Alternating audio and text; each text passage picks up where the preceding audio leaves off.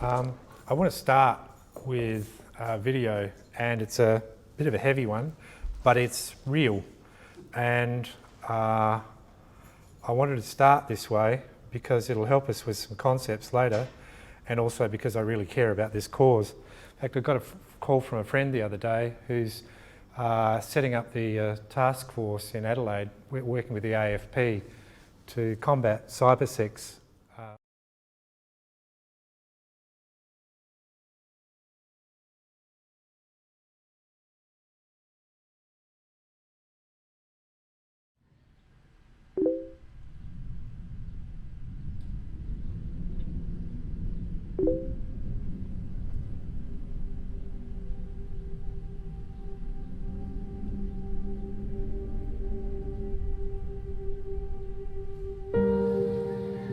My name is Margot. I am 7.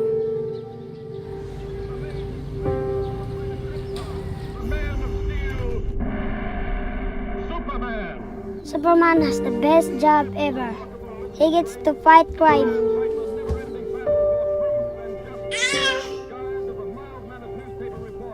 I want to be like Superman and protect my sister from the bad guys.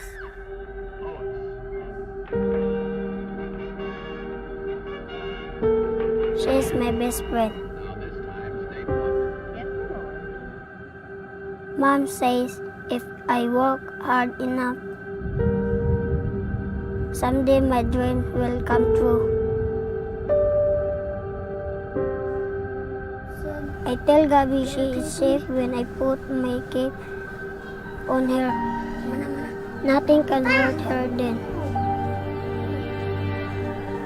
I tell her to think of birds. They are free and can fly away.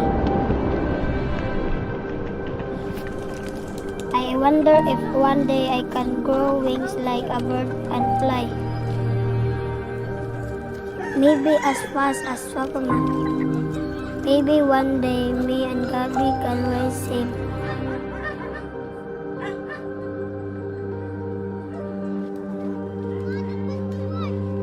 If I ever meet Superman. It doesn't get any better. But we can sort of stop it there. The other reason I had for wanting to play this is because this is reality. I touched on it when we touched on AI, and I've been posting things like this on my Facebook and trying to make people aware. And what I started to say is I got a call from a friend who I didn't know was actually working, a friend of mine, one of my fishing mates, and a family friend, and he called me to thank me for actually doing the posts and forwarding the stuff from International Justice Mission. That's who's created this. And they're going out to actually rescue kids like these kids. I want us to start off with what I'm talking about tonight, which is good and evil. Not light concepts of good or evil, but really, really deep concepts of good or evil. Heard some people say, oh yes, well, you know, they talk about abusing kids or whatever. That's always used as the illustration. And it seems like an abstract concept. I wanted to start off saying that evil's not an abstract concept, and particularly not if you're suffering it or you see it up close or smell it. It's a real concept. And it's that deep concept that I want to talk about tonight. So sorry for such a confronting? No, you know what? I'm not sorry. It's reality. And it's very difficult because it's not good dinner time conversation. That's why my friend, who's actually part of the AFP task force to combat child sex trafficking, actually called me and said, thank you so much for what you're doing. I didn't know that's what he was doing, and I'm catching up with him again sometime shortly, but he said thank you because it's really hard to even have these conversations. So with that as a background, let's get into the, whoops, sorry about that. It should be.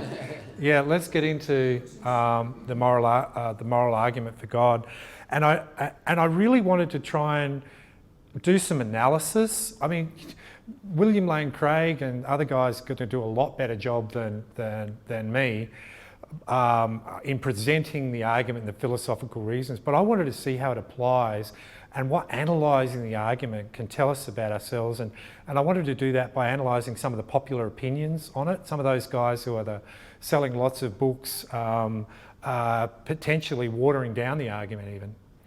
I love this quote from Dostoevsky: "Nothing is more seductive for man than his freedom of conscience, but nothing is greater cause of suffering." I'll refer to, oh my goodness, I'm sorry. I'll refer to Dostoevsky a little bit later on. Look, this is sort of how I've structured. I really struggled to get a structure for it. The argument, there's various forms of it, and there's a lot of history. I haven't worried about the history, I have worried about the forms, and going to present you some of those. Definition of terms and concepts is really important, so we want to spend some time there. Then we'll have an overview of some of the objections and support, but mainly I want to look at what the popular anti-theist positions are and give them some context, and then show where they have force or where they don't. So I sort of want to, Christianity in the West is always being critiqued. I want to critique the critiquers to some degree, and have a look at what the implications of that are. And then I'm really fascinated. Why is this argument not as compelling to other people as it is to me? And it was fascinating doing the research on this. I think I got some answers to that question. Not totally satisfying, but intriguing. And then, how is this affecting us today in the rich Western world? And then just some closing thoughts. I'll bear with it. So one of the classic arguments for morality comes from C.S. Lewis during World War II in Mere Christianity, which was taken from a set of radio broadcasts that he did. And there were probably two, I'm not going to read it all out, people are probably fairly familiar with this, and we've got a few to cover. But a man does not call a line crooked unless he has an idea of a straight line. The straight line does not exist. You can't possibly draw a straight line. If good doesn't exist, you can't be good. If it doesn't exist, you can't be good. And that's going to be important. And the other thing that I think is really important that C.S. Lewis pulls out is that a man feels wet when he falls into water because he's a man and not a water animal.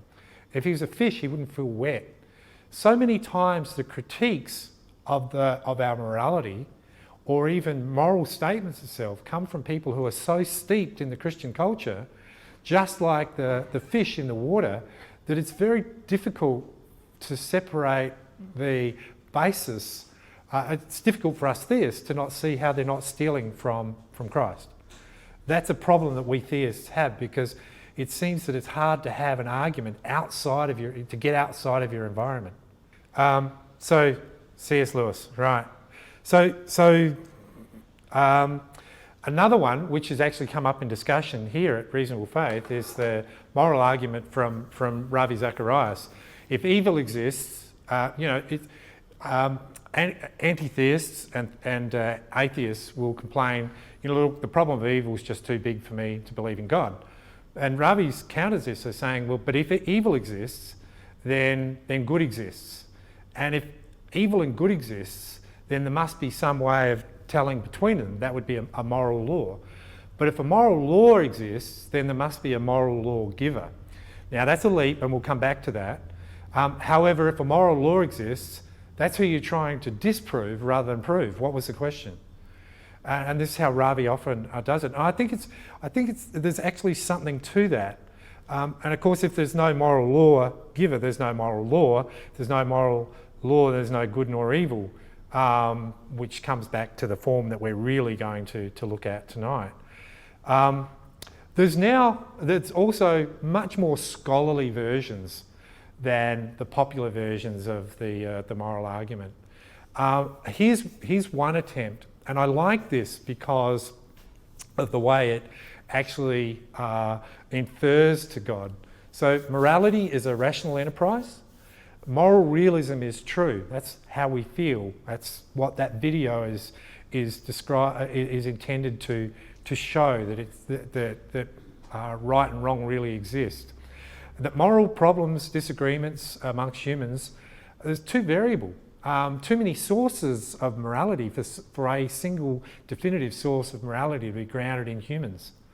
So moral facts and duties, therefore, are grounded in a necessary rational source.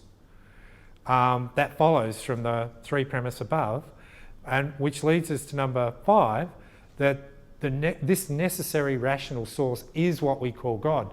And notice how that actually partly answers or avoids the problem of a moral law needing a moral lawgiver. This actually partly explains that, and we'll explain it a bit more later, but therefore God exists.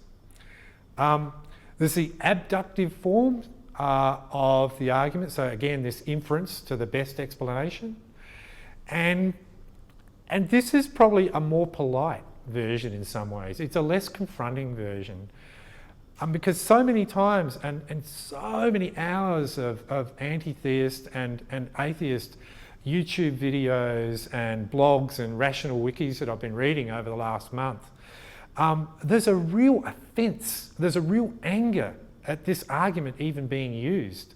And I think the abductive form is actually used quite often to try and take away some of that anger. Let's say that, if we can agree that humans seem to possess moral knowledge. Probably, if God didn't exist, we wouldn't have that knowledge. So therefore, God probably exists.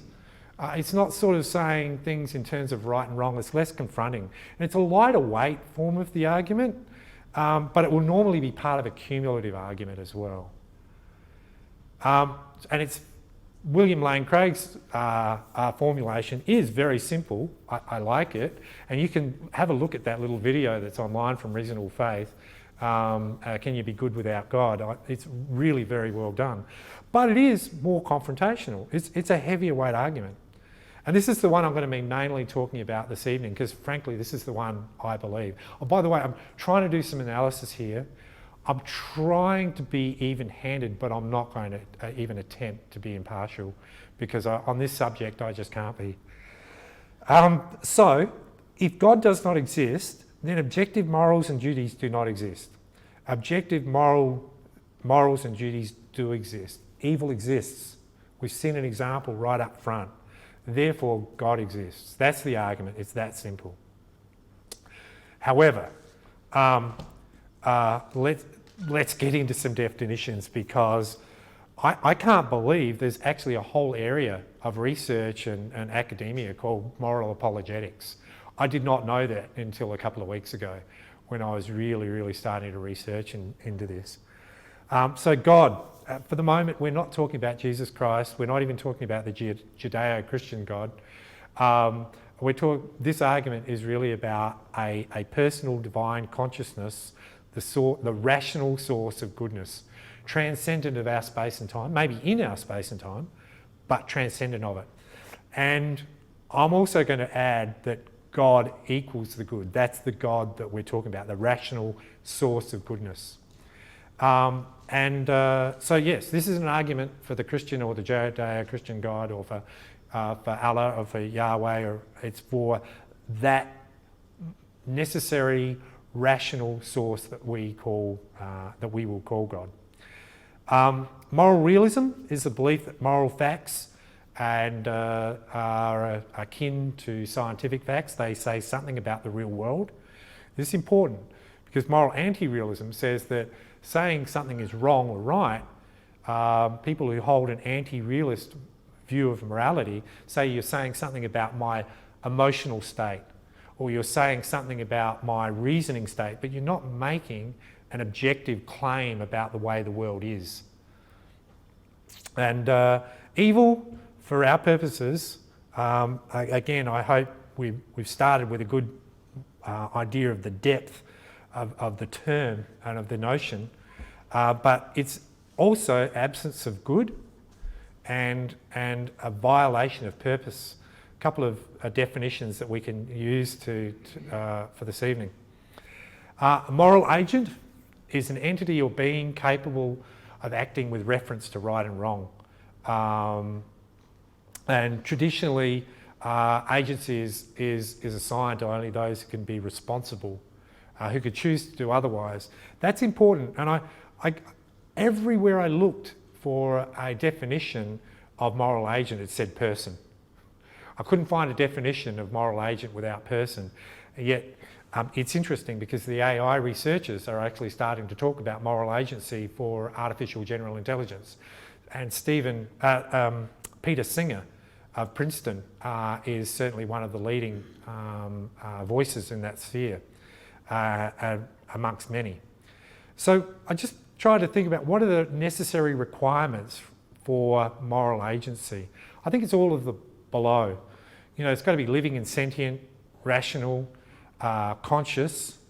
So the examples that William Lane Craig gives, I think, are good ones. You know, if a lion kills a zebra, it kills it. It doesn't murder it. You know, nobody's going to bring the lion up in a court of law, right? That doesn't make any sense. Similarly, when a grizzly bear will say it kills its a female's cubs and then goes and forces itself on her, right? It hasn't raped her, hasn't done anything morally wrong. You need something extra for a moral agency. You need a person, you need a mind, and you need free will, i.e. enough free will to be able to choose to do otherwise. Moral realism is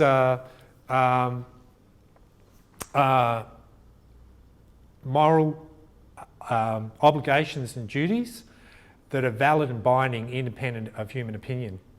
And that's William Lane Craig. Alex O'Connor, objective truth is not influenced by human opinion, so objective truth about moral statements.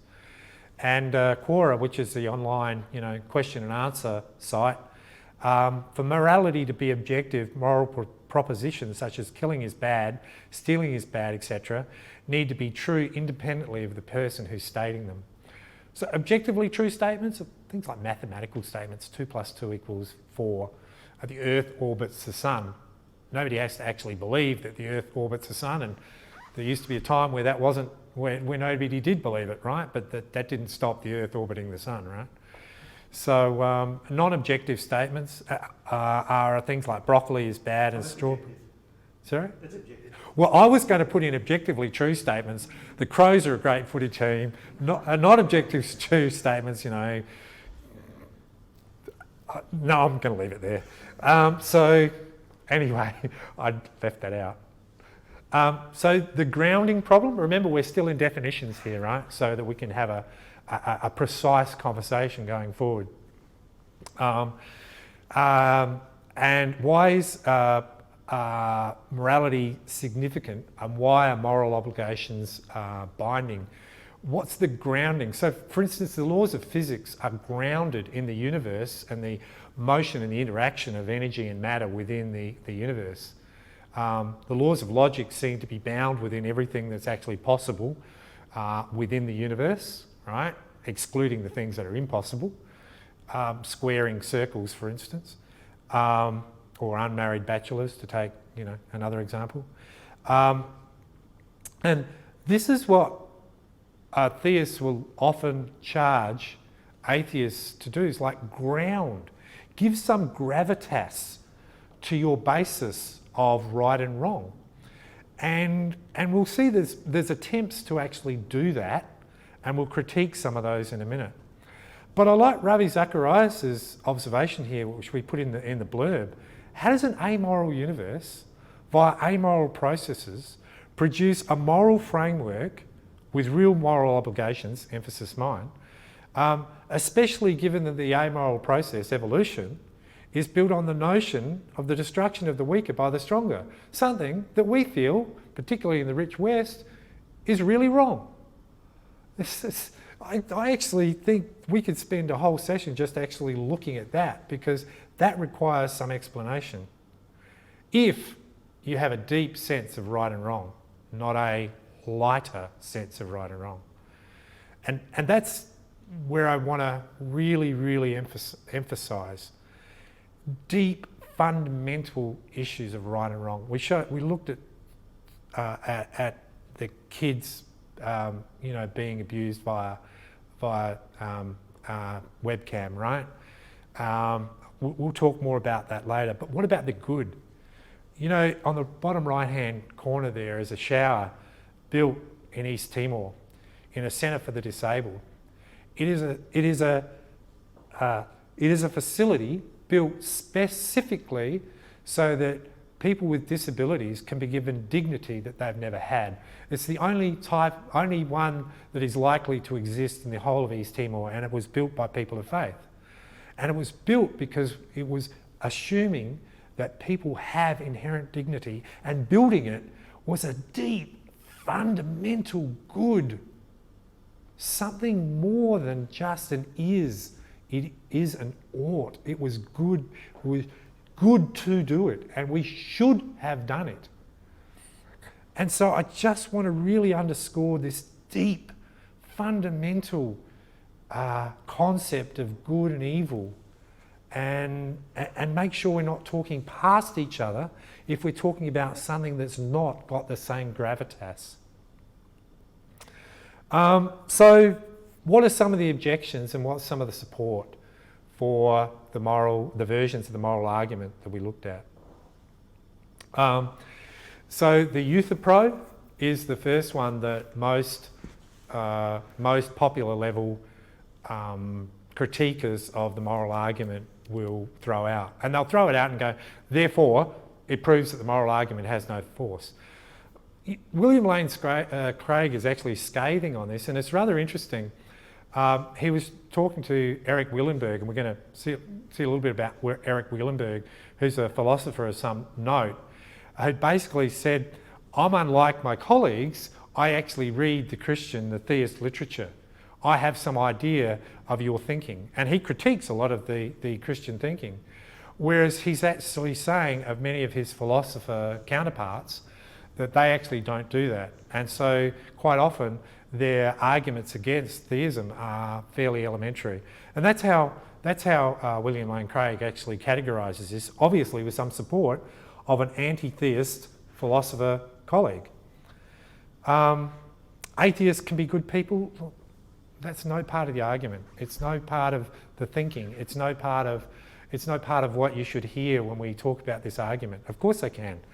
And in fact, I love the Solzhenitsyn quote, which is basically that the good and evil run through the heart of every man, right? They don't run through the heart of atheists, or they don't run through the heart of, Americans or Australians or Collingwood supporters or Crows supporters. Run through the heart of everybody, right? And that's why this argument is for everybody. It doesn't prove Christianity. It's true. We already covered that, right? Agreed. And you might need to lie to save somebody. You might need to break a moral rule to save somebody. That's true, absolutely. But that's to confuse absolute morality with objective morality. Absolute morality would be don't kill in any circumstances. That would be an absolute moral law. We're not claiming that. We're claiming that if you need to lie to save somebody's life, there is a hierarchy of goods to ending in an ultimate good. And so we'll use our moral reasoning and our moral capacities to figure out what the objective right thing is to do. There's no evidence for objective morality. Actually, our moral knowledge gives us a ton. You can read a lot about the reasons we should trust our moral intuitions. We have as much evidence for trusting our moral intuitions and knowing good and apprehending right and wrong as we do our other senses to know that, say, this lectern exists or that screen exists.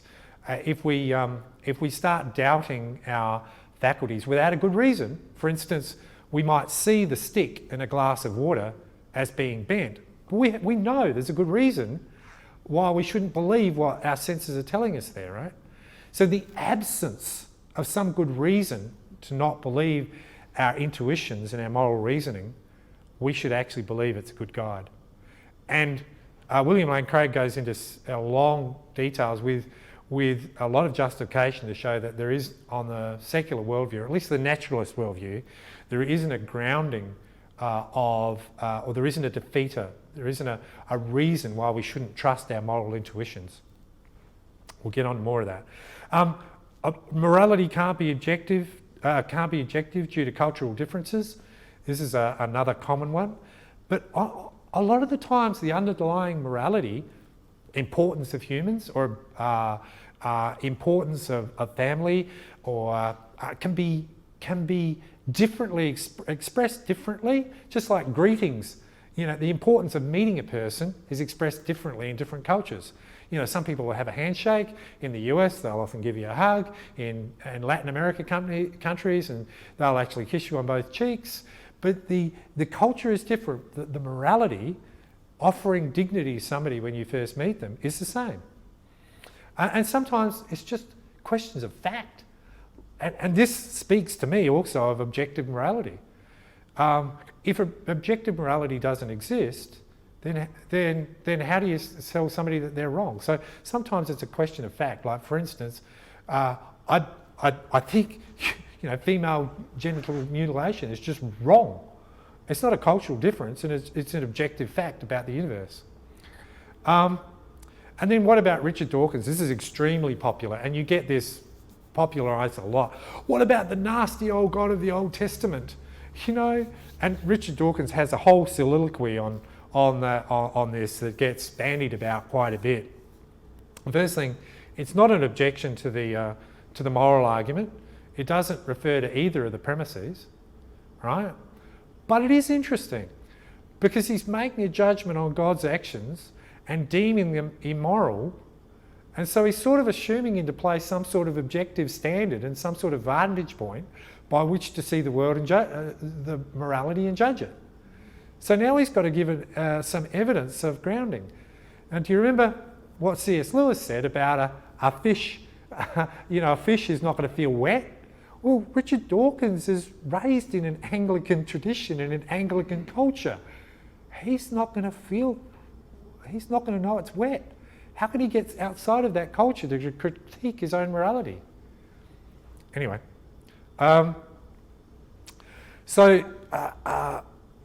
another objection. So these were the readily answered objections, popular level. And there's a couple more. What does that moral law need a moral lawgiver? Essentially, from Ravi Zacharias again, that implicitly all morality involves a moral agent. That moral agent is going to be a person. And so then moral questions are always about or from a person. Unless we can actually posit some value in that person, the morality is meaningless. It's based on a meaningless premise. Saying it another way, moral obligations and duties only arise between moral agents. And if there's a moral law, how could it arise from something that's not a moral agent? I hope that makes some sense. Then there's some hints. Here's this thinking for a little bit here in this area of the presentation is a little bit more lightweight and underdeveloped because it's mine. And we get some hints about the non-arbitrariness of our moral intuitions, because we're used to hierarchies of morals or hierarchies of laws or ways of behaviours to act. Children look to their parents for good and bad. And within our citizenry, we look to judges or the law courts. I mean, can you imagine all the defendants actually deciding, who's guilty or what's right or what's wrong? I don't think we'd go to the maximum security part of a jail and actually ask people what they think and actually take it seriously, would we? We need an arbiter. We're used to this. Same as nations. That's why we try and create organisations like the United Nations or the International Criminal Court, because we want some arbiter. We want some hierarchy. So it's not unusual for us to actually see hierarchy in moral issues.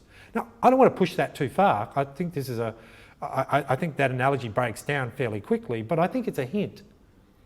There's a few more hints as well that we can look at.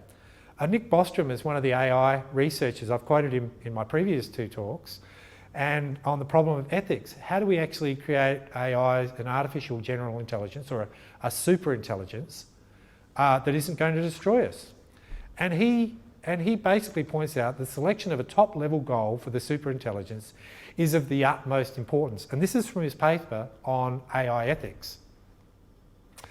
And he wants to set the top-line goal because he wants it not to sort of kill us, right? And so he wants to give it a purpose. But out of purpose and goals flow our moral obligations and duties. if there wasn't purpose or goal to being a human being, we wouldn't have moral obligations or duties towards us. Now we can see this when we actually create an AI, because we're trying to give it its morals again, so it'll play nicely with the humans, right? We're trying very much to actually make it act in a way that we think is moral by giving it its goals. We're trying to give it goals such that it can decide on right and wrong against its goals, against its purpose. And again, you know, I don't want to push the analogy too far, but it really is interesting. Us human beings are trying to give morality to another intelligence for us to start questioning if our morality actually comes from outside of us. And we've said that there's an implied dignity because that morality, that purpose comes from outside. So could an AGI's worth, could a superintelligence worth, let's say it's conscious for the moment, right? Let's just pretend. Could it be significant outside of humanity's endowing it with worth? You know, Steven Pinker talks about the fact that an artificial or a superintelligent might be a much more rational being and have more rights than a newborn baby, a newborn Downs baby, right? Because he thinks of rationality as being the cause of significance, of value. But can we actually, can we then think that it would be wrong to turn off the AGI? It's an interesting thing to think about, the fact that we're giving significance to what we create and at the same time holding in our mind that there's no significance and we weren't created. It's a really interesting tension if you start to think about it.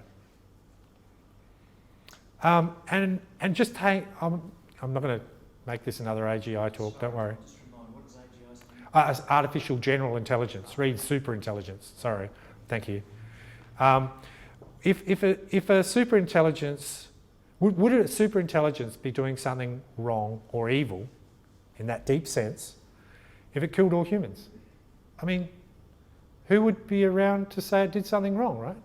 That would mean that there's a locus for that morality outside of humanity.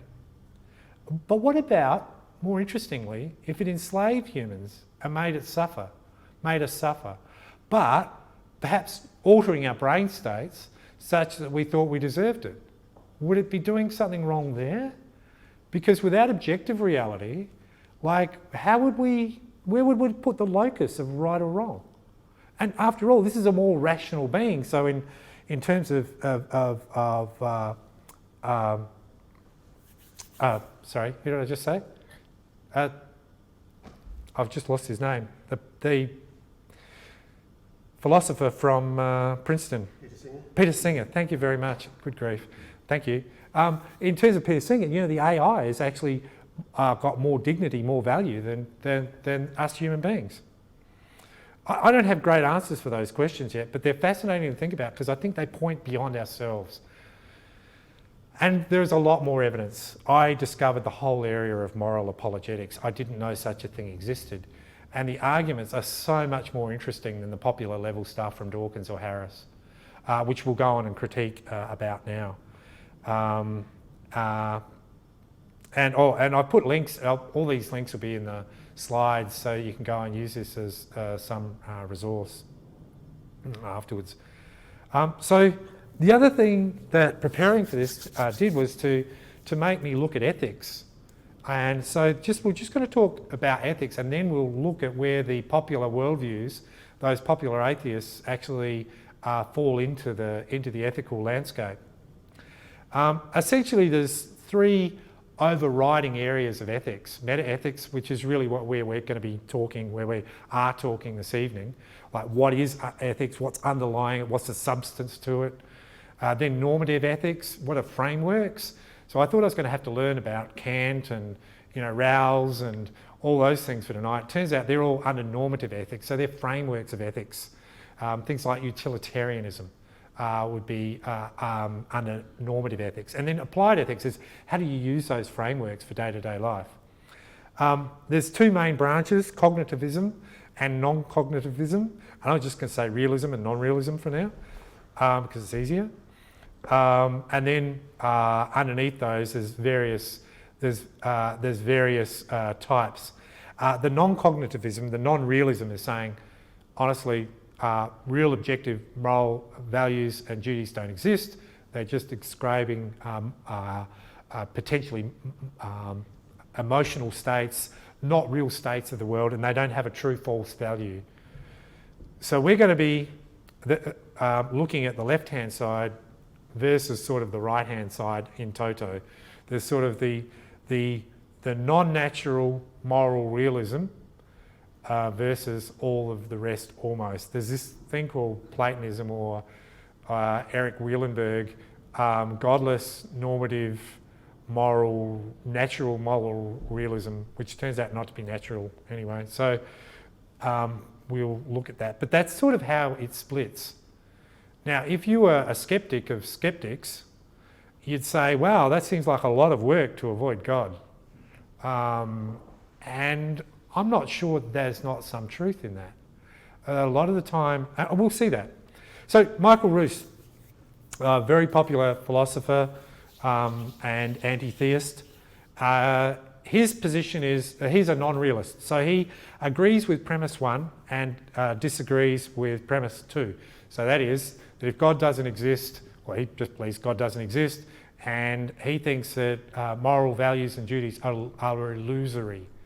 So he thinks that that video up there, that the wrong that's happening, yeah, that's wrong, but it's just sort of an evolutionary wrong, and it's sort of a cultural wrong, and it's really bad. But, you know, anything more foundational is just illusory. So at this point, Michael Ruse and I are talking past each other because we're not talking on the same topic. We're not talking about the same subject matter. And I think you can read his quotes there. I'm not going to read them all out. But he basically makes a long argument there, and he's written tomes on this about how morals are really illusory. But that's okay, because we're all pretty good people, apart from the odd one or two, and, you know, we'll all work it out. And kumbaya. It doesn't seem real to me. And it doesn't seem to be tell us why we should feel guilt and shame when we don't do the good that we know that we should do. It doesn't seem to explain that. Eric Wielenberg is actually good friends with a lot of the guys that do moral apologetics, so I've found. So he's an anti-theist, but he's the guy I said that William Lane Craig has said he studied a lot of the Christian philosophy and a lot of the theist thinking.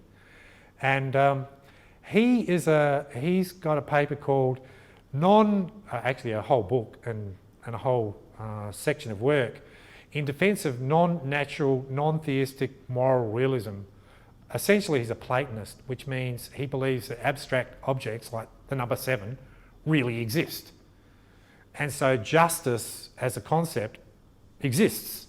And somehow the fact that justice exists somehow impinges on our world, because this justice exists in a world of abstract objects. It's a natural part of the world, but it's not addressed by physics or the materialists. So he's not a materialist in that sense, although he's an evolutionist. I don't quite know how this works out. It seems to be a contradiction, but he imagines this sphere of abstract objects like justice, like courage, and somehow they impinge and create obligations or prohibitions for us in the material world. I'm not going to pretend to fully understand or be able to critique his view. It's probably one of the ones I understand least. But it's interesting, and he really does make an attempt to interact with Christians. He has a book with another gentleman we're going to cover later, and they actually go back and forth in this book, providing different sections. So, look, it suffers a whole heap of, I think, of real problems. How come humans have evolved as just the right sort of beings to apprehend, to understand this, and be affected by this abstract realm of moral concepts? That would take some explaining. Yeah. Now, Sam Harris started writing his books the day after September 11. And I have to say, there are many places where I actually agree with Sam Harris, and I certainly share some of his rage on some topics. He disagrees with premise 1, and he agrees with premise 2, i.e. he's a strident, angry atheist. But he agrees that objective morals and duties exist. He has defined a scheme for trying to measure and make bring into the scientific method moral values and duties. And it has a whole heap of issues. He assumes an ought from an is, and I'm going to have to just start skipping a little bit because there's a couple of things I want to get to in terms of implications. But he assumes an ought from an is, meaning that in any conversation he's going to redefine what good and evil are, and he's going to describe some other notion as good or evil. So he redefines human flourishing to be the good, and he describes human suffering to be the bad. Now those things are either good or bad, but they aren't good or bad themselves. You can use good or bad to describe them, but they aren't the thing itself. And as his colleagues, well, not really his colleagues, because he's a neurologist or a neurosurgeon or something, he's not a philosopher, is Sam Harris. You really can't get an ought from an is. Hume showed that you will always smuggle in an assumption, such as redefining good and evil. And then he also picks human flourishing to be the good. Well, I was going to play you this clip from George Carlin, who's an American comedian, and he does this great clip about why not plastic? Maybe evolution just produced us so we can produce plastic. That's why we're here. Now we can go away. And it is quite hilarious, but it fits really well because it's sort of, it really does lampoon Sam Harris's first assumption that it should be human flourishing that we actually optimise. Why? And Peter Singer, I'll try not to forget his name again, to give preference to the life of a being simply because that being is a member of our species would put us in the same position as racists who give preference to those who are members of their race. Like, why human flourishing? And that's Peter Singer. He's a strident atheist, right? So this is all Sam Harris's colleagues critiquing his work. This is not a theist critiquing his work yet. Then Sam Harris is very, very strident on free will. He thinks free will, it just doesn't exist, right? He's produced books on this and lots of work. But then he gets tagged by people on his own blog and his own podcast asking him, well, if free will exists, how can moral agency exist? Remember what we said about the necessary things for moral agency? So he goes, well, how can that exist? And so he's written a response here, and I have to say it's confused. In one way, he's saying, well, there's sort of a level of free will, right? Because if you're going to be a surgeon, you've got to deliberately, you've got to do many things deliberately and well. You've got to do them over a period of time.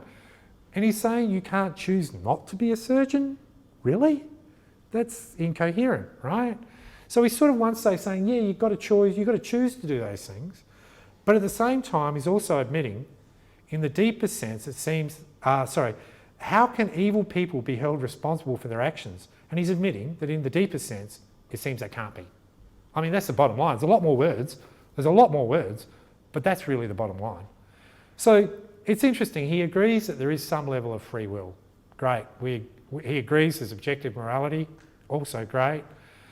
But he equivocates free will, and then he sort of really, in the end, he really does deny premise 2 that objective moral values and duties exist. So he's not really that serious about premise 2, because in the deeper sense, it seems they can't be, in terms of evil people being held responsible. And it was interesting, on a Reasonable Faith podcast, he's in conversation with Jerry Coyne.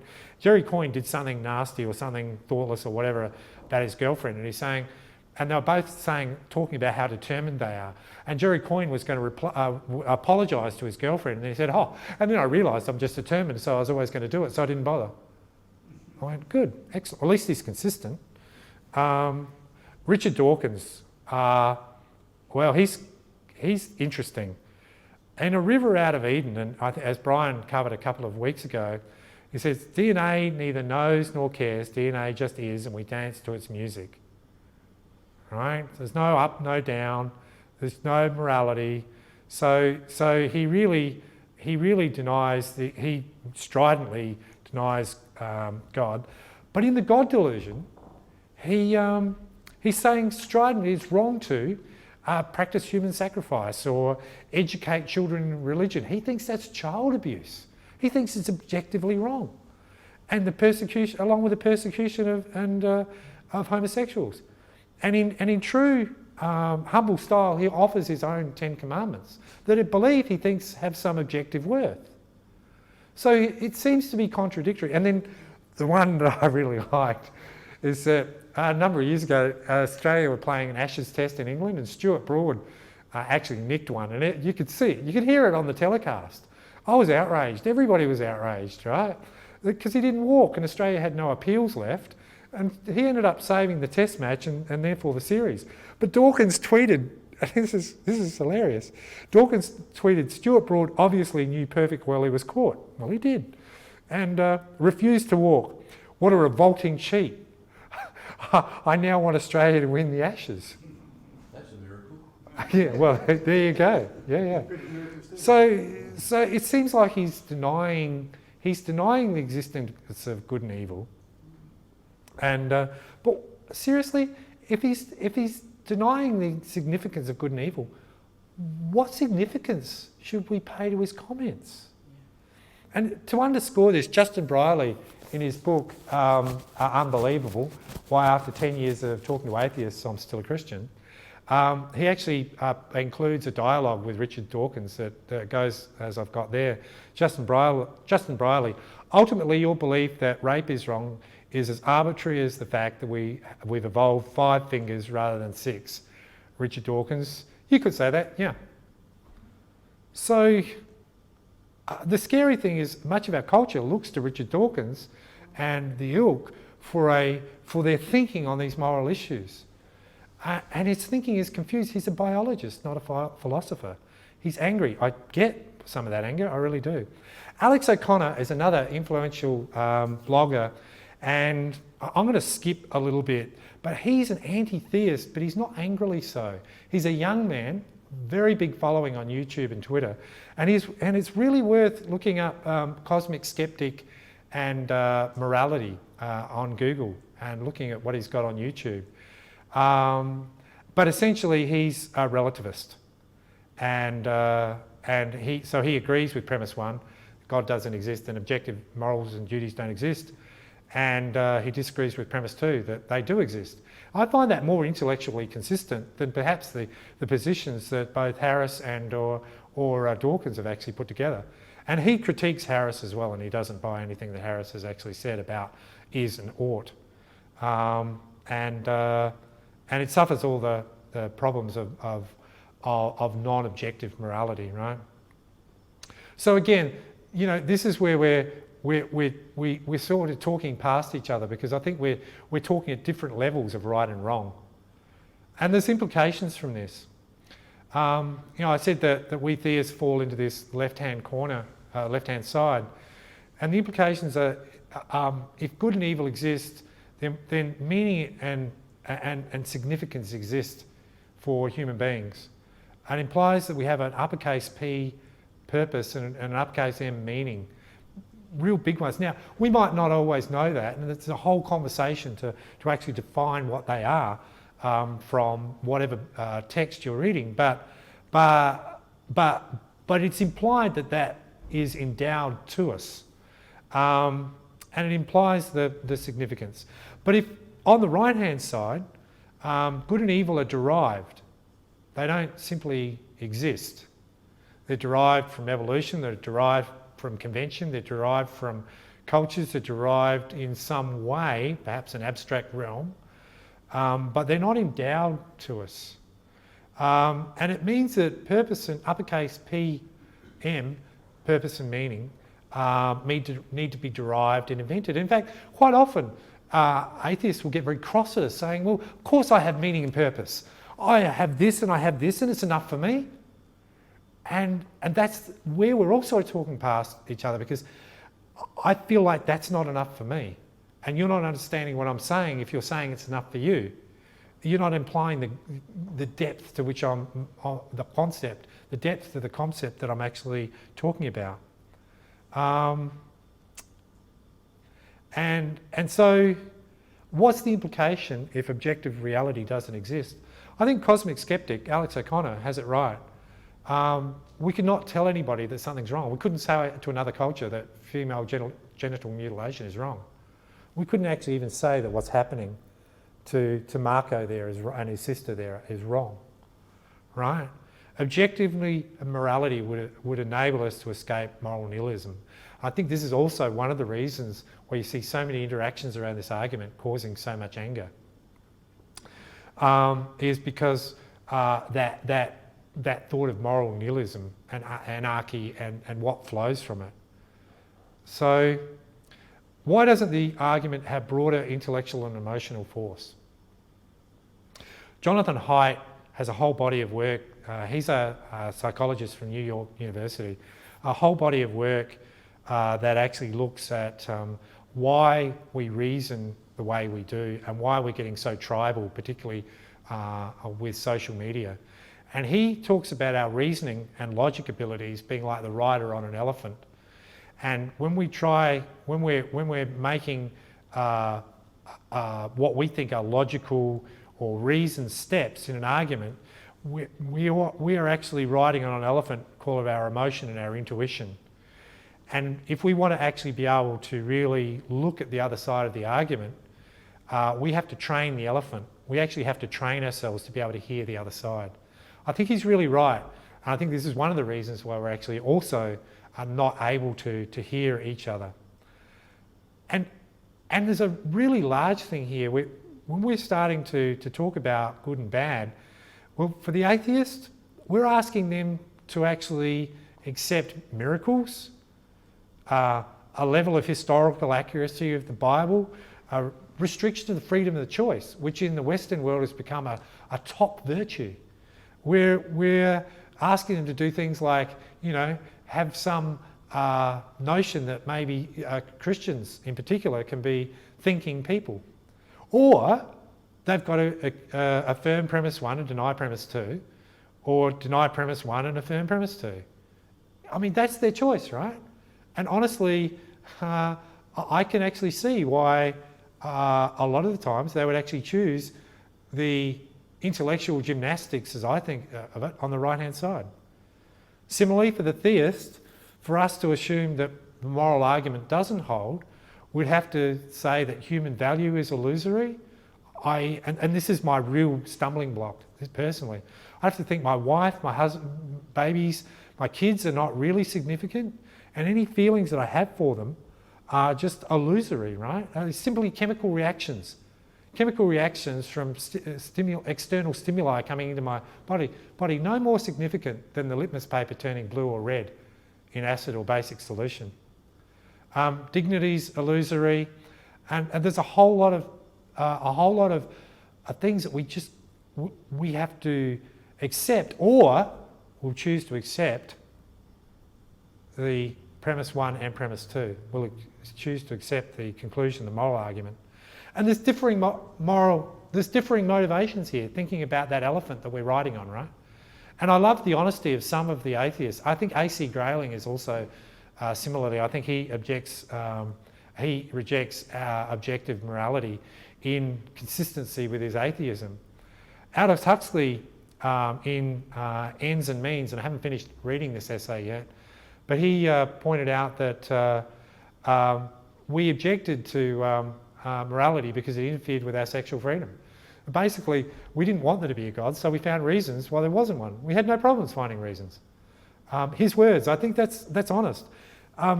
Thomas Nagel wrote The Mind of the Cosmos.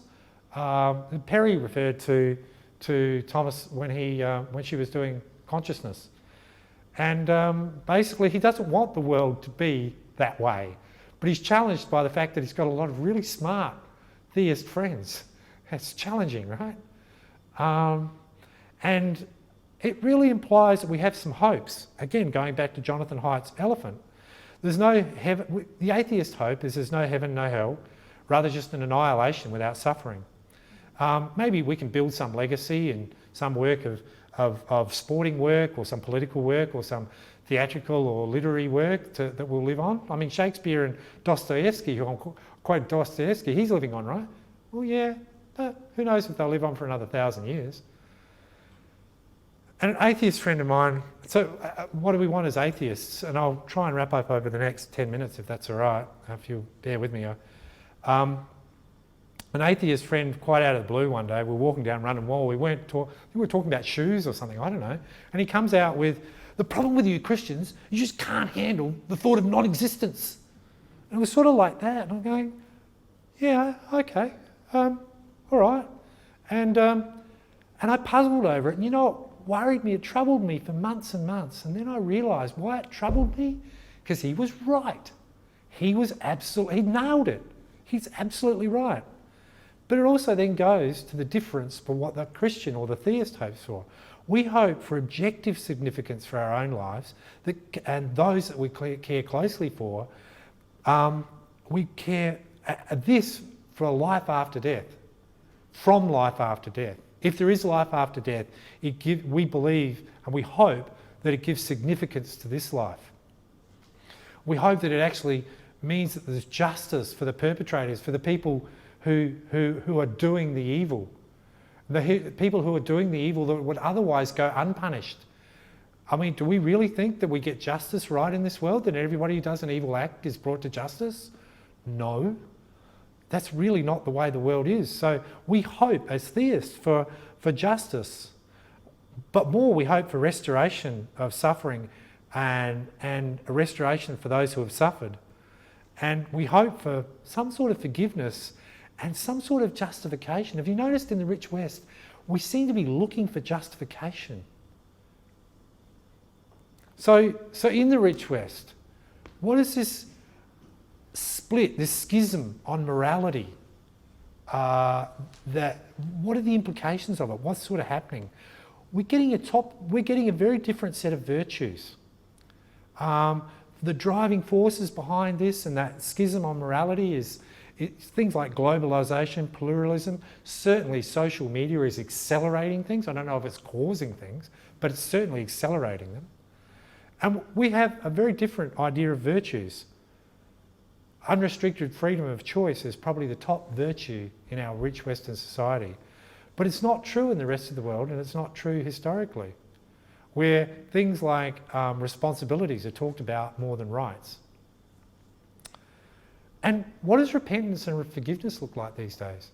In a PC world, in a politically correct world where if you made some inappropriate tweet some 10 years ago, you no longer get to host the Academy Awards or whatever, and you're never forgiven. You're being held for sins that were so long ago. Like, what would forgiveness look like for Harvey Weinstein? What would repentance look like? Who would he get justification from? And he's seen as being one of the big sinners. He's broken the objective morality of the Western world, right? He's a pariah, maybe rightly so. But I'm going to go back to International Justice Mission and IJM. This is a blog written by my daughter-in-law, Yen. She's in the business of prosecuting the mothers, typically, and the organisers of that child abuse. And she's written up in her blog about this latest mother who they're sending to jail for 20 years. And it's worth just dwelling on. What I saw were people willing to view her as more than a perpetrator, as more than her crime. and instead view her as a broken person who still has dignity and significance, who needed to be shown a new way of being human. When the perpetrator, the mother, was leaving the courtroom, it wasn't that she was resigned, but she looked ready and accepted what was before her. Like her eyes had been opened, and she saw what she'd done was truly evil. She even came to thank us and even hug the prosecution, us, the very people who were putting her in jail. Where do you get that sort of forgiveness if real evil and goodness don't actually exist?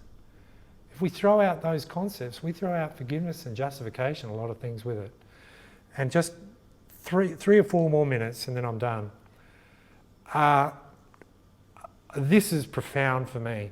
I didn't realise that a friend of mine, I didn't realise this is actually as part of moral apologetics, the equating of God and the proving, not proving, the evidences for God being the good.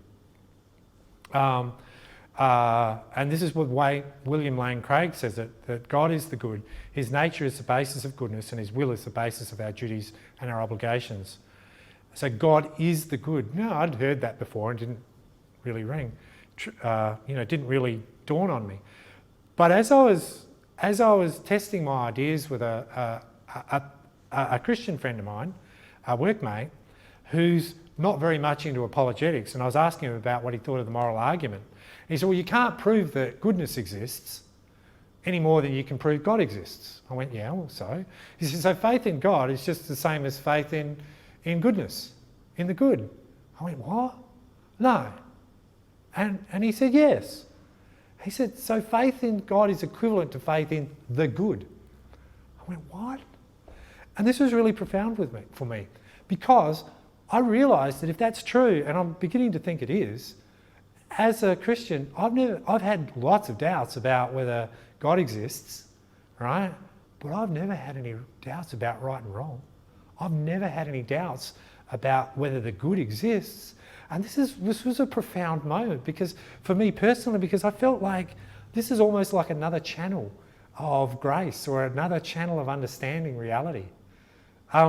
That may not make sense to atheists, but I hope that's an encouraging thought for particularly for Christians. But here's something that Kieran, who sadly couldn't be here tonight, asked a number of weeks ago after your presentation, Brian. It was, why do you want there to be objective morality? Great question. Great question. Here's my answer. Because I have a great hope for justice, and that all of the great suffering and pain of the world, particularly of innocence, has not been purposeless. Think of how much more pain we can actually endure and how much our suffering is different if we think there's a purpose to it. If there's a purpose to all of the pain that's happened in the world, that's what I hope for. Can I prove it? No. No. Do I believe it? Yes. Tim Keller puts it this way, and this really motivates me, and this goes to the core of why I care about this argument. Tim Keller explains, and you can read this and it'll be on the slides, but Tim Keller basically said he had a dream and he'd gone to bed grumpy with his family. And in his dream, which was so vivid, his family lay dead all around him. And he was horrified. And he was grieving in the dream. And you can imagine, he was traumatised. He was grieving deeply because his whole family, his kids, his wife and kids, they were just laying around him. He describes this. And then he woke up, and I think he said he woke up crying. And the relief and the joy, remember, he'd gone to bed sort of cross with his family, the joy that he had for having his family, which he had before he went to sleep and before the dream, but his joy at having them after the dream was so much more intense than before the dream. And that's the best definition of restoration, of redemption that I've ever heard. That's the one that speaks to me. The other one is from Sam Ganji in Lord of the Rings, Hey Gandalf, is everything sad going to come untrue? And I have some polite suggestions. For Christians, look, the one in bold, Christ promised to save us from our sins, not our stupidity. Let's be really conscious and careful about how we talk about these matters. And atheists and humanists, like I've got a few things there. There's lots of intelligent Christians, there's lots of intelligent theists, there's lots of intellectual and reasoned meat to this argument, and I just implore you to engage with that meat and not write us off. Thank you. Sorry, I've gone over time.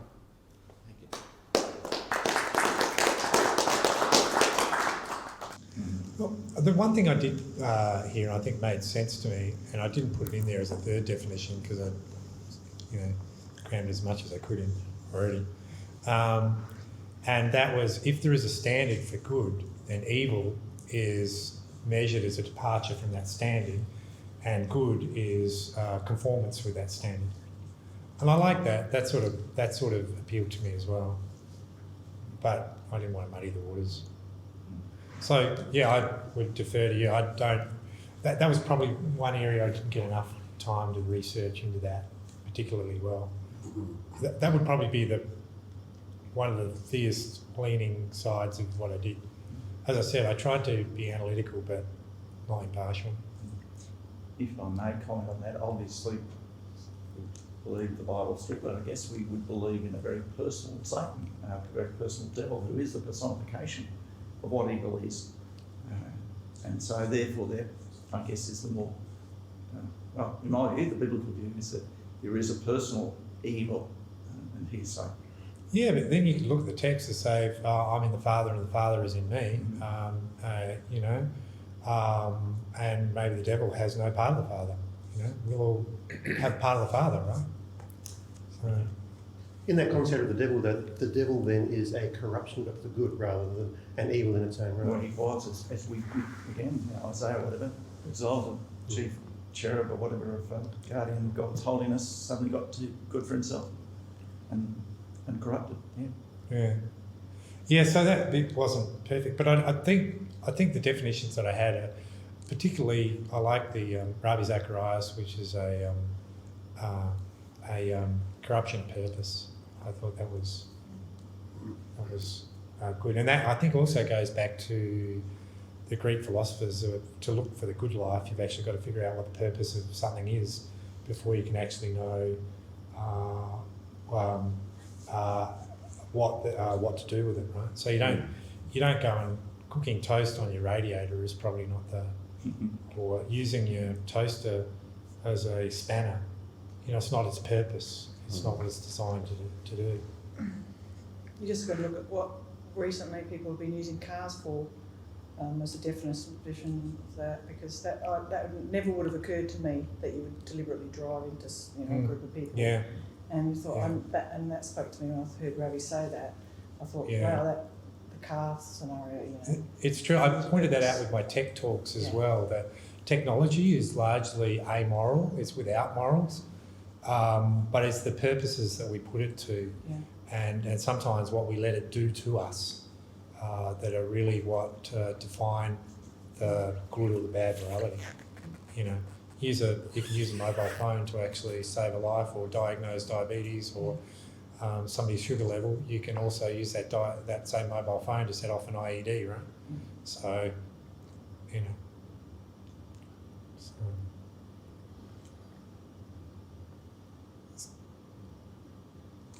You want to voice your major challenge here? Yeah, actually I've got a different aspect in my mind at the moment, which is the idea of what we recognise as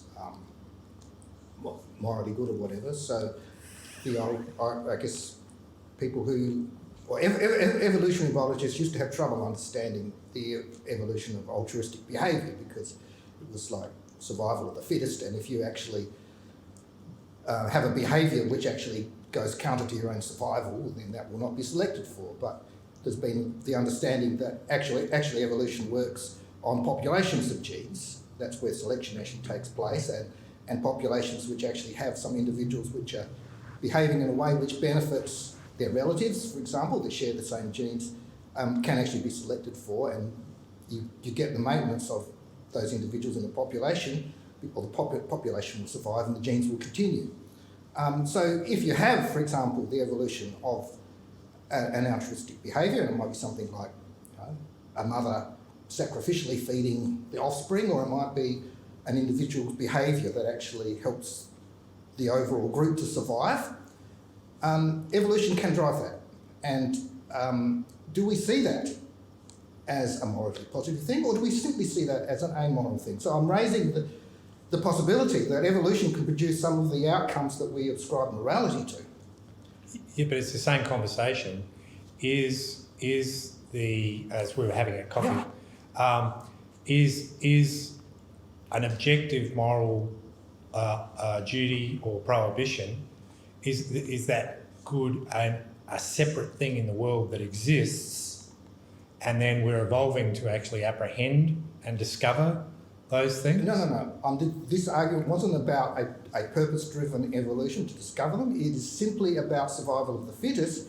Yeah. Will produce something that we would look at and want to call Okay. moral behaviour. Yes. So I'm just basically Yes. making the point that, and I think a lot of our behaviours that we see in moral terms can actually have come about through natural selection, through a moral process, if you like. So there is no objective morality in that sense. No, I'm simply saying you can understand an amoral process like natural selection producing a lot of the behaviours that we... So what I'm saying is we need to be careful about ascribing morality to everything or saying morality is what we observe, because I think natural selection can produce things that are similar to what a free will choice would make. How do you selects for things that already exist? Yeah, we'll select for things. So I how do call you it a creation process or an evolutionary It's a creation culling process. of selection. It is actually creating something that wasn't there before. So an organism which behaves in this way has been, a behaviour has been created. You're really splitting hairs back onto a fundamental principle. A social group that cooperated might have better chance of survival, mightn't it?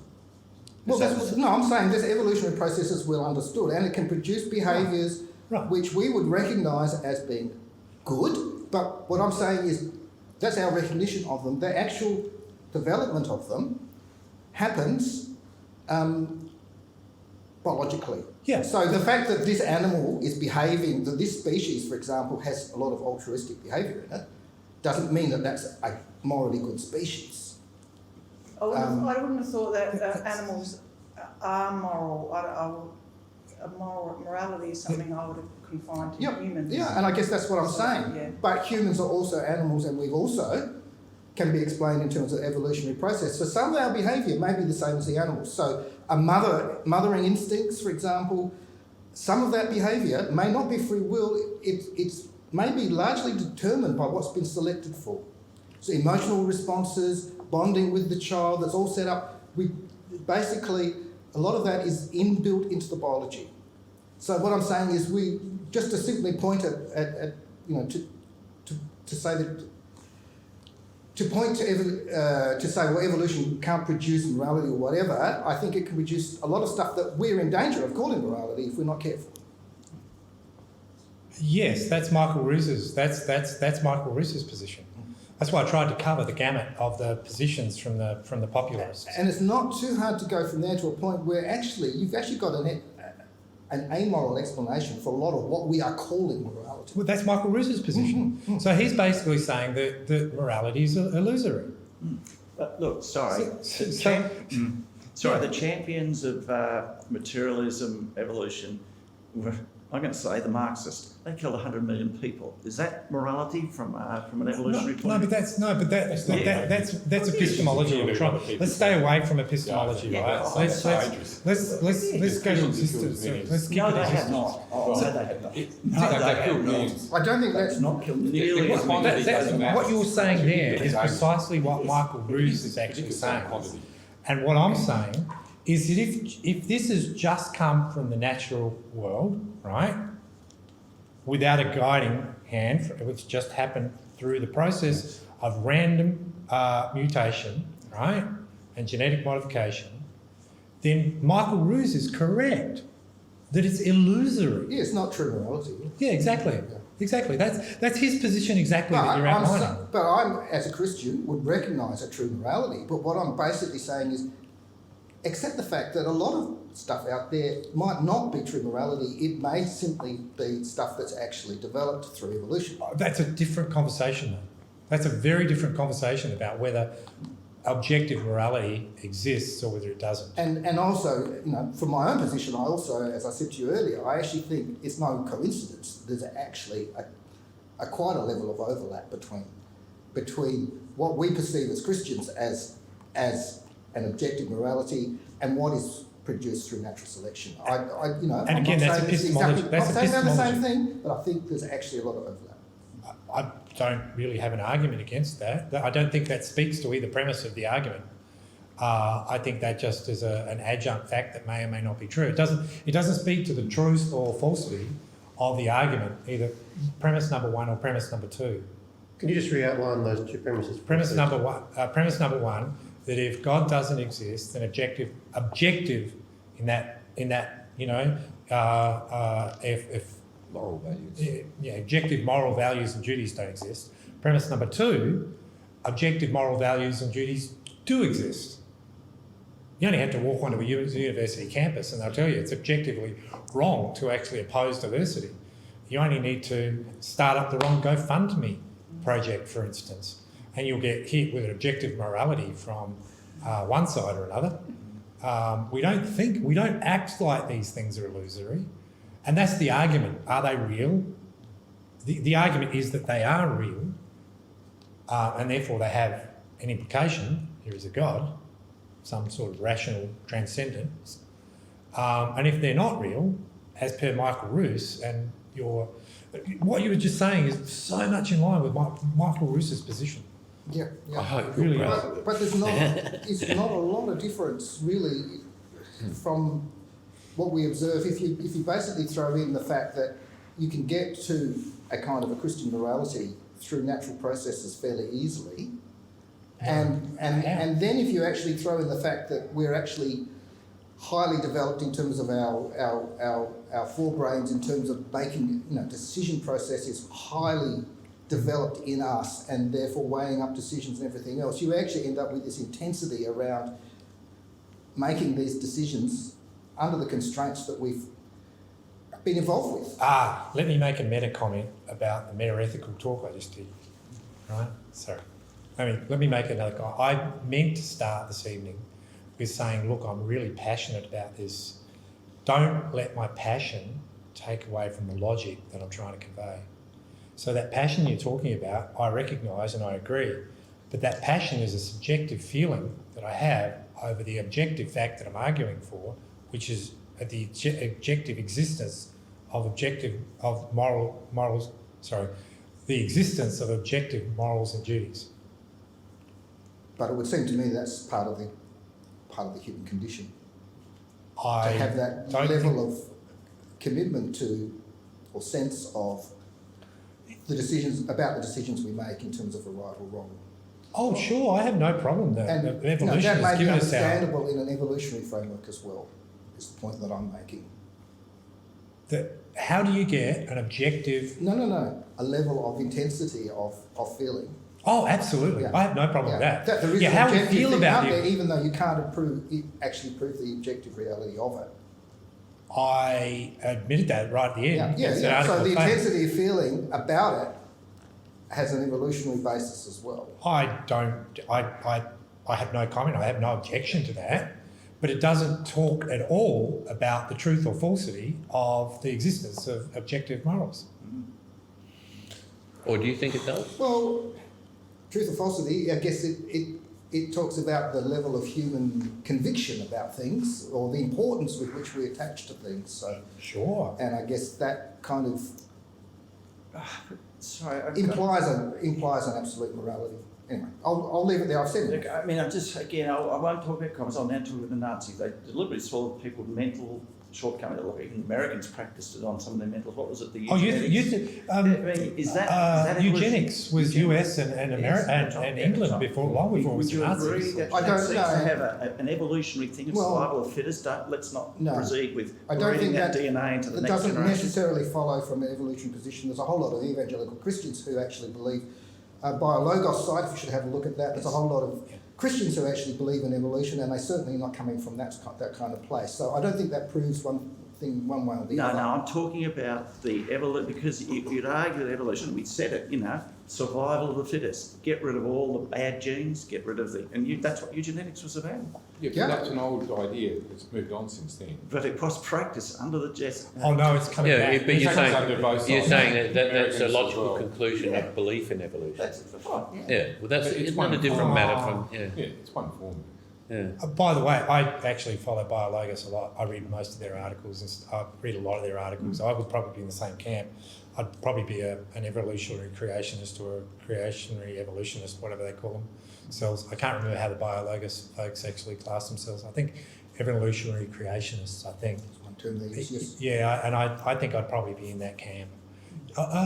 Lightly, I hold other options as being possible, but I'm very familiar with what you're saying, and I think that's why I'm trying to draw the distinction between But there the are reality. other camps of Christians. And look, I'm a creationist, yeah, I am. And I'll say, Robert Carter, who was actually in the Human Genome Project, clearly, he made the emphasis on, sorry, I know we're getting on topic here. He said, quite rightly, Darwin only thought of the cell as just a bag of salts. He didn't know, he didn't have the means to look at it. Even Richard Dawkins, when he went through and did his PhD, they did not know the full workings of the human cell. But by the human genome, they know the human cell is a hugely complex thing. All the junk DNA they thought was just junk DNA now is actually backup mechanisms to overcome in case of stuff. There's a lot of stuff there that is so intricately designed that even, I think Richard Dawkins, John Lennox quotes him, does not believe it'd be sheerly impossible for the DNA, the RNA, to develop just by a series of accidents. And then I think this is off the topic. It is off the topic. Yeah. The idea of evolution was being pushed before we got here. I just had to react to that. One of the things that I find these arguments unconvincing personally, and they would never convince me one way or the other. And I'm sort of like you. I don't know what I don't. I know what I don't know, and I don't really care. No. I'm part of. It's on the human condition. I do the best I can. I know that I can't answer the question of whether there's a God or a good just by a circular argument that goes on with those questions, those answers. They don't convince me at all. My problem is that I think God is both evil and good because He created a lot. So that's a question that I can't answer. So you're a dualist. Yeah, well, I don't know. Well, if that's the definition of it, then I'm thinking, what's going on? Because evil can't exist without God. So why did He create it or let it exist or whatever? Oh well, that's a whole different. Well, it is. arguments around free To me, it's will, the right? same argument because you've tried to say good means God and then Yes. left off evil. So to me, you've left off the other half of the equation. Actually, that comes down to the definitions of good that I actually gave, both violation of purpose.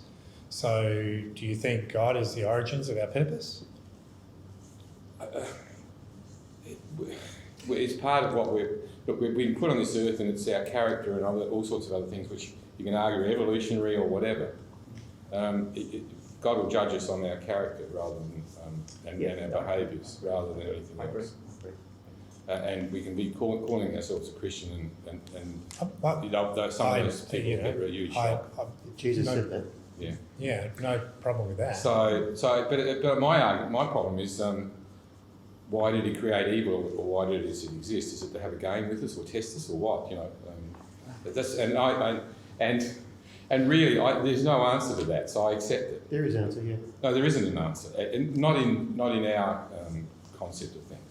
I have an answer that I'm. And I think that's the majority of the people have that sort of feeling No, about the whole thing. actually, there's one slide that I actually left out. I think there's a lot of things that actually stop people thinking. I did a lot of thinking, and I'm actually really interested to know why this doesn't have the gravitas with you. I went and met with Karen Moore, who, like I said, couldn't be here tonight, and we had a little bit of a go around. And I'm going to continue to actually ask this question, why it doesn't have the gravitas. Sometimes we don't think about it. Not everybody thinks. Not everybody comes to reason with faith. And a lot of people don't. And I've thought about right? that's my position. Yeah. And so I'd be intrigued to know more about that. I really would, because There is another tack on it. Like you can go through, like William Lane Craig's argument is a deductive argument, isn't it? Yes. But you can have kind of an inductive argument and say that the moral realm is more likely given that God exists. But that's what I put up. I did put that up there. That was the. Abductive, you said. Yeah, I said abductive. Sorry, what did you say? Inductive. Oh, is Well, that- I don't know the difference between abductive I and. think but aren't if you inductive can- and abductive the same? I don't I know. haven't heard of abductive before. I've never heard of the term either. Yeah, Well, I've It sounds heard quite Add is two. Add is two. Inference two, right? inference to the best. To the best explanation. But, yeah, But- but I guess Yeah. what you're saying is Yeah. a type is an inference to the best Yeah. explanation. Yeah. Yeah, given the that's fact, given the moral realm, is it more likely, given God's existence, or Yeah, no- exactly. And that's what I was outlining was far less confrontational. And honestly, before I started this, I didn't realise that was less confrontational. Because what people hear is, oh, you think I'm a bad person, or you think without your God, nobody can be good. That's what people are hearing, I think. That's right. And I can understand how that would be offensive. But heck, that's what I try to say, you know. I love the line from Solzhenitsyn, which I actually heard not long after George Bush did his Axis of Evil thing. And I was really happy to read that quote. It really stuck in my mind that basically the line between good and evil runs through the heart of every man. I think that's more biblical. So yeah, I sort of get that. For what it's worth, I had a bit of Scud Warhead fired by Saddam Hussein into my house in Israel. So yeah, it was. And that's why I didn't. That's why I didn't put my slide in that. Sure. I mean that's a whole different area where I have doubts. There's a couple of areas that I could have touched on in this presentation where I have doubts, but they're mainly in-house conversations. So I figured that wasn't really. why do you believe in objective morality?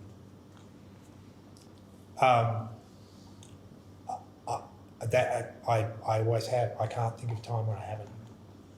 Well, yeah, because that's not a reason, though. It's not a reason. Oh, because I think it matches the way the world is.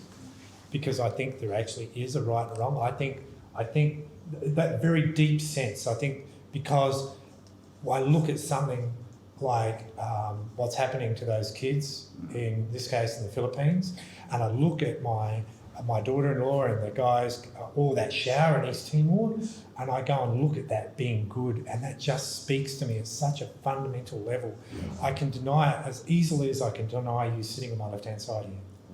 I just, and is that what Planiger calls a basic belief, a warranted basic belief? Maybe. And I did admit right at the end, right, that we can't prove the good any more than we can prove God. It is a belief. But that justification, seeing those things, seeing the injustice, seeing that we all have a hope, we all hope for something. That seems to be part of our evolution as well. We all hope for something. We're just hoping for different things. The person who wants to have sex with anything that moves, right? He's hoping for annihilation at the end, so there's no account. Us Christians are hoping so often for justification through some means and some significance to come to this on our lives. So yeah, it comes also for what we hope for. So it's an intuition. I think it's stronger than an intuition. I think it's an intuition backed up by observation, by the fact that it seems to weigh. Intuitions that can be based on observation. Yeah, but it seems to match the way things are, and it seems to have a lot of explanatory I like your bear clout. illustration, a bear that comes and kills the offspring of the female bear. Yeah, well, that was a real thing we almost saw in Alaska. All the rangers were talking about it. Just on the tour bus in front of us, they'd all seen that incident happen, and on our tour bus, they were all talking about it. We saw the remnants of the cubs. the remnants of the cubs. Yeah, it's not pretty. So, but yeah, that's evolution too, right? As theists, we But kind haven't of seen base unity our too. belief in objective moral reality on the fact that we believe in God, and there's sort of a correspondence both ways to that. But one of the things that I brought out in my talk a little while back was that not all, but most atheists also believe in objective moral reality. They just can't say why. So the fact that they do, and you were talking about grounds tonight, spent a lot of time talking about a ground for it. They can't find a ground for it, but they still believe that it exists, and there has to be some reason for that. I disagree with that. I think there's a lot more. This is why I gave you the cosmic. I disagree with the first part, which is most atheists. I'm not sure that's actually true anymore. That most atheists believe in the gravitas of objective right and wrong. if you look at the Cosmic Skeptic, and you go and listen to, so go and Google Cosmic Skeptic, and I put the links in the slides. Cosmic Skeptic morality. He's answering both William Lane Craig and Sam Harris, and actually Eric Wielenberg, interestingly, who does think objective moral values and duties exist, but just abstract realm. And I think the discussions I'm seeing from him, people like Michael Roos, who's the Michael Shermer, I think AC Grayling. There's lots and lots. There seems much more. Oh, Dawkins himself, Dennett. Dawkins is very confused on that. He's confused. Dan Dennett doesn't believe they exist. He's another very influential atheist philosopher. I think it's growing, and I think it's intellectually honest to actually think that morality is relative if you think there's no grounding for it. And the grounding problem is very, very hard. Yeah. So you're saying, I actually don't think that morality is relative, sort of, isn't it? Our morality might be different than it was 1,000 years ago, and 2,000 as I was discussing. You're saying it is relative? It is relative, yes, and I think that's the case. Why? Why? Well, we don't follow all the tenets of the Old Testament. We choose to follow some. We don't stone women for adultery and things like that. I covered that. Yeah, no, but we don't, and that's so that our you would have been breaking God's law if you hadn't stoned that woman. And Jesus taught us not to, of course. But so we don't keep slaves anymore. We don't do this. Our morality has changed. The way we view our relationship with and it was not seen as immoral for a king to have many wives. Or whatever. It wasn't. It wasn't culturally considered immoral. They did the cultural thing, but it was forbidden that you should. No, it doesn't actually say. The king should not have many wives. Many, yeah, okay. But what I'm trying to say is that don't argue. You're arguing a minor point. What I'm trying to make the point is that we're not following all the rules and things that are in the Bible. We're not. And so there is a relativity that's gone on over the centuries. Now morality is different. Than the first century Christian. Our morality our current morality. Is objective morality different? I wouldn't have a clue what you mean by objective morality for a start. There are some things that are right or wrong irrespective of time. Yeah, and that's what I was going to ask you. Is, we never defined what was good, what was objective morals.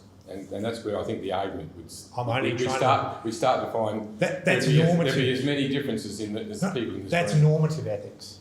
So defining what the ethical frameworks are and how you actually come up with a framework for understanding ethics, that's normative ethics.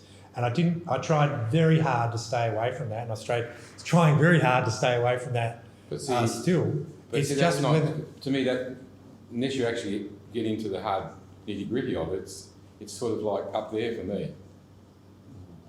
Well, can you actually define, all right, give us an example of an objective moral value. It's wrong to torture and gratify yourself sexually on young children. There's an objective moral bad, right? There's an objective moral prohibition. And as somebody said, I don't think that even an atheist would disagree with you on that regard. Correct. So correct. We live in a moral character or whatever you call it. We live in a moral universe. Why would they? Isn't that to be expected? But even the guys you're actually saying are dangerous or whatever would agree with you possibly. Or, yeah. So I'm totally confused. You know, they just locked up a 58-year-old Australian. He's been actually and my mate called me about him, right? He actually has been abused. If you looked at his own statements, he's been abusing a couple of kids. $100 will buy you a 15-year-old and a 2-year-old, right? Because of our wealth disparity. That's immoral too, in my view. But anyway, so he's been abusing them for 7 years via webcam. So basically getting somebody else to abuse them on camera for him, right? He's just gone to jail for either 20 years or 7 years. And he knew he was going to get caught. He knew it was wrong. That mother said, yes, she realised she'd done something that was truly evil. Yeah, no. All right. So, but what I'm trying to say, that's one thing. What I was trying to say is, what is the moral? I mean, that's that's almost the flavour of the month at the moment in terms of our society is focused very much on that. And some societies, anyway, I won't go into that. But what else is there? That's what I'm trying to say. What is the moral? Where's the fundamental moral that that flows from? Where does that become evil? What's your definition of that objective? Yeah, you've got a formal. Yeah, is there a formal? Is, I mean, there's. objective I mean, good. some people will quote the Ten Commandments or the instructions of Jesus or that we treat everybody like ourselves. I get I think I get so what what you're flows asking is on how from do we tell? How do we interpret that? I've specifically tried to stay away, and that is because that's possible to me. How we interpret it. And that's interesting, and I'm hearing you, but I specifically tried to stay away from that tonight. The question is not how do we interpret, the question is there something to interpret? Is there a microphone sitting in front of us tonight? Is there or isn't there? Do we have reasons for thinking there's a microphone sitting on the floor in front of us? That's the only thing. We're not talking about how do we know it, what should we do once we know it, where did we get the faculties to know it from? That's not been part of the conversation tonight. Oh, okay. And what I just heard was, but that's the part of the conversation that's important for me to be able to make up my mind about whether there's a microphone on the floor.